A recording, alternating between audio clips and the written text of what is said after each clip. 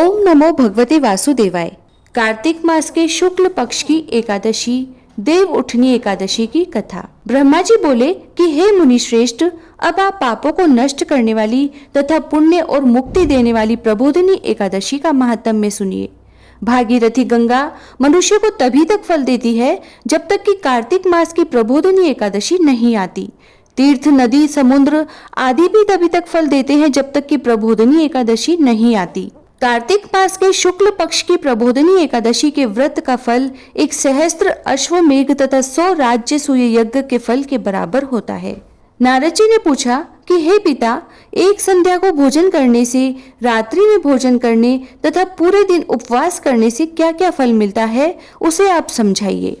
ब्रह्मा जी बोले कि हे नारद, एक संध्या को भोजन करने से 2 जन्म के तथा पूरे दिन उपवास करने से 7 जन्म के समस्त पाप नष्ट हो जाते हैं। जिस वस्तु का त्रिलोक में मिलना दुष्प्राप्य है, वह वस्तु प्रबोधिनी एकादशी के व्रत से मिल जाती है। प्रबोधिनी एकादशी के व्रत के प्रभाव से सुमेरु पर्वत के समान महान पाप भी क्षण मात्र में ही नष्ट हो जाते हैं। अनेकों पूर्व जन्म में किए हुए बुरे कर्मों को प्रबोधिनी एकादशी का व्रत क्षण भर में नष्ट कर देता है। जो मनुष्य अपने स्वभाव अनुसार इस प्रबोधिनी एकादशी का विधि पूर्वक व्रत करते हैं, उन्हें पूर्ण फल प्राप्त होता है। हे मुनिवर, जो मनुष्य श्रद्धा पूर्वक थोड़ा भी पुण्य करते हैं, उनका वह पुण्य पर्वत के समान अटल हो जाता है। जो मनुष्य अपने हृदय के अंदर ही ऐसा ध्यान करते हैं कि प्रबोधिनी एकादशी का व्रत करूंगा, उसके 100 जन्म के पाप नष्ट हो जाते हैं। जो मनुष्य प्रबोधिनी एकादशी को रात्रि जागरण करते हैं, उनकी बीती हुई तथा आने वाली 10 पीढ़ियां विष्णु लोक में जाकर वास करती है और नरक में अनेक दुखों को भोगते हुए पितृ विष्णु लोक में जाकर सुख भोगते हैं। ब्रह्म हत्या आदि महान पाप भी प्रबोधिनी एकादशी के दिन रात्रि को जागरण करने से नष्ट हो जाते हैं। प्रबोधिनी एकादशी रात्रि को जागरण करने का फल अश्वमेघ आदि यज्ञों के फल से अधिक होता है। समस्त तीर्थों में जाने तथा गो, स्वर्ण, भूमि आदि के दान का फल कार्तिक मास की शुक्ल पक्ष की प्रबोधिनी एकादशी के रात्रि के जागरण के फल के बराबर होता है। इस संसार में उसी का जीवन सफल है जिसने प्रबोधिनी एकादशी के व्रत के द्वारा अपने कुल को पवित्र किया है।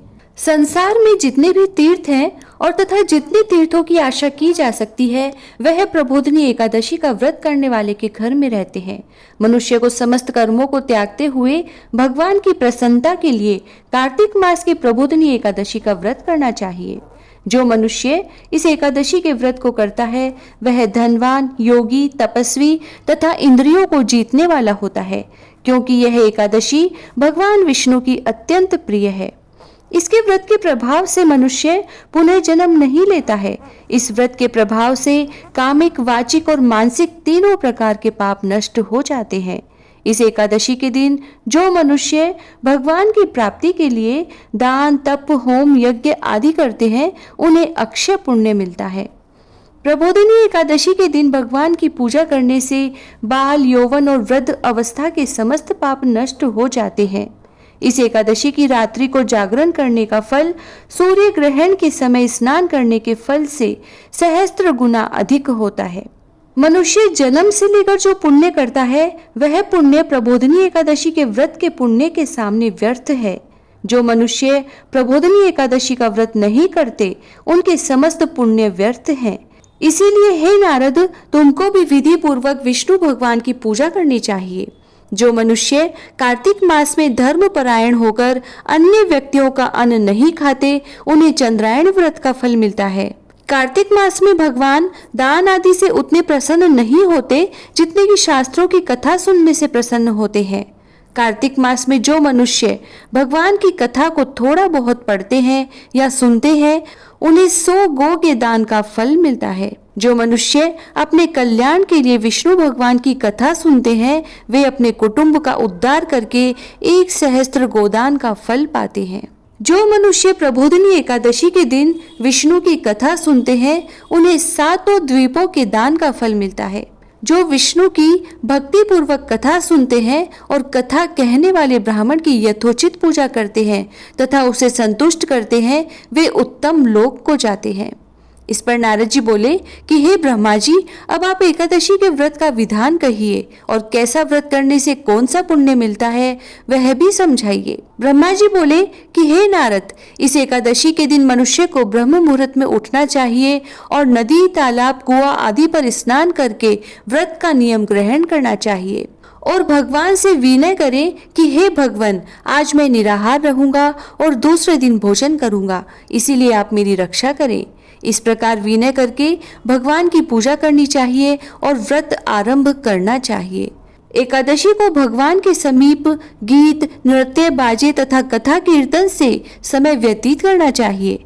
प्रबोधिनी एकादशी के दिन कृपणता को त्याग कर बहुत से पुष्प, अगरबत्ती, धूप आदि से भगवान की आराधना करनी चाहिए।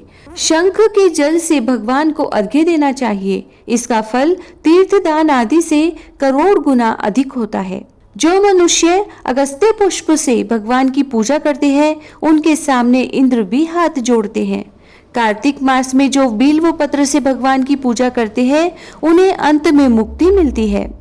कार्तिक में जो मनुष्य तुलसी जी से भगवान की पूजा करते हैं, उसके 10,000 जन्म के समस्त पाप नष्ट हो जाते हैं। जो मनुष्य इस व्रत में श्री तुलसी जी के दर्शन करते हैं या छूते हैं या ध्यान करते हैं अथवा कीर्तन करते हैं या रोपण अथवा सेवा करते हैं, वे 1000 कोटि युग तक भगवान के घर में रहते हैं।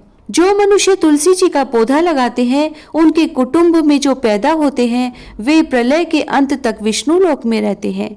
जो भगवान की कदम्ब पुष्प से पूजा करते हैं, वह यमराज के दुखों को नहीं पाते। समस्त मनोवांछाओं की पूजा करने वाले भगवान कदम्ब पुष्प को देखकर अत्यंत प्रसन्न होते हैं। यदि उनकी कदम्ब पुष्प से पूजा की जाए तो फिर बात ही क्या। जो गुलाब के पुष्प से भगवान की पूजा करते हैं, उन्हें मुक्ति मिलती है। जो मनुष्य बकुल और अशोक के फूलों से भगवान की पूजा करते हैं, वे अनंत काल तक शोक से रहित हो जाते हैं।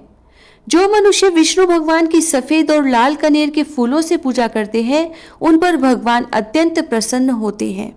जो मनुष्य विष्णु भगवान की दुर्वा दल से पूजा करते हैं, वे पूजा के फल से 100 गुना फल अधिक पाते हैं। जो भगवान की शमी पत्र से पूजा करते हैं, वे भयानक यमराज के मार्ग को सरलता से पार कर जाते हैं। जो मनुष्य चंपक पुष्प से भगवान विष्णु की पूजा करते हैं, वे आवागमन के चक्र से छूट जाते हैं। जो मनुष्य स्वर्ण का बना हुआ केतकी पुष्प भगवान पर चढ़ाते हैं, उनके करोड़ों जन्म के पाप नष्ट हो जाते हैं। जो पीले और रक्तवर्ण कमल के सुगंधित फूलों से भगवान की पूजा करते हैं, उन्हें श्वेत दीप में स्थान मिलता है। इस प्रकार रात्रि में भगवान की पूजा करके प्रातः काल शुद्ध जल की नदी में स्नान करना चाहिए। स्नान करने के पश्चात भगवान की प्रार्थना करते हुए घर आकर भगवान की पूजा करनी चाहिए। इसके बाद व्रत के लिए ब्राह्मणों को भोजन कराना चाहिए और दक्षिणा देकर मीठे वाक्य द्वारा उनको विदा करना चाहिए। इसके उपरांत भोजन, गो और दक्षिणा से गुरु की पूजा करनी चाहिए और ब्राह्मणों को भूर्यसी दक्षिणा देकर नियम को छोड़ना चाहिए। ब्राह्मण को रात्रि में भोजन कराएं, स्वर्ण सहित बैल दान करना चाहिए। जो मनुष्य रात्रि स्नान करते हैं, उन्हें दही और शहद दान करना चाहिए। जो मनुष्य फल की आशा करते हैं, उन्हें फल दान करना चाहिए। तेल की जगह घी और घी की जगह दूध और अन्नों में चावल दान करना चाहिए। जो मनुष्य इस व्रत में भूमि शयन करते हैं, उन्हें सब वस्तुएं सहित शैया दान करना चाहिए। जो मौन धारण करते हैं, उन्हें स्वर्ण सहित तिल दान करना चाहिए। जो मनुष्य कार्तिक मास में उपाहन धारण नहीं करते, उन्हें उपाहन दान करना चाहिए। जो इस मास में नमक त्यागते हैं, उन्हें शक्कर दान करनी चाहिए। जो मनुष्य नित्य प्रति देव मंदिरों में दीप जलाते हैं, उन्हें स्वर्ण या तांबे के दीप को घी तथा बत्ती सहित दान करना चाहिए। जो मनुष्य चातुर्य मास व्रत में किसी वस्तु को त्याग देते हैं, उन्हें उस दिन से पुनः ग्रहण करना चाहिए। जो मनुष्य प्रबोधिनी एकादशी के दिन विधि पूर्वक व्रत करते हैं, उन्हें अनंत सुख मिलता है और अंत में स्वर्ग को जाते हैं।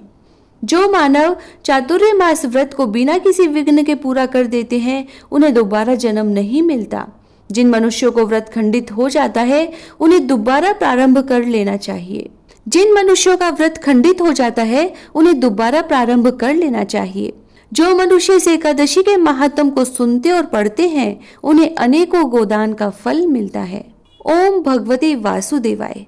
जय श्री राधे।